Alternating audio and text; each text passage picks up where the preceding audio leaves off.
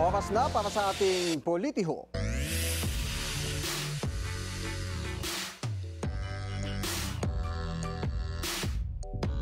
Sino itong maharot daw na opisyal? Abay, bulong kasi ng ating mga politiscooper, malapit na siyang maging isang octopus. Bakit? Dahil hindi lang iisa yung kanyang puso, kundi dalawa ang puso ni Madam. Uy, puso. Yung octopus kasi, tatlo yung heart. So, isa na lang ang kulang. May space pa. May space pa para sa isa.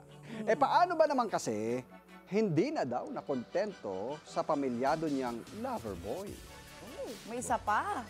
Pati kasi yung senior official na boss niya noon, naging sila rin daw, sabi ng mga utaw. Nag-throwback siya.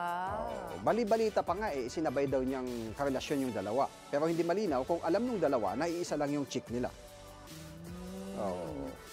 Feeling prinsesa daw itong si Madam. Pero beauty and brains nga naman daw talaga itong si girl. Kaya't hindi na nakapagtataka na anumang edad ma-attract sa kanya. Pwedeng bata or mas matanda sa kanya. Way older sa kanya. Pwedeng ganun. Pwedeng wala. Age doesn't matter. Pang of all ages ang peg. Yan. Yung clue, eto. Yung clue, tuwing umuulan o may bagyo, nagpapakawala ng tubig ang pangalan niya.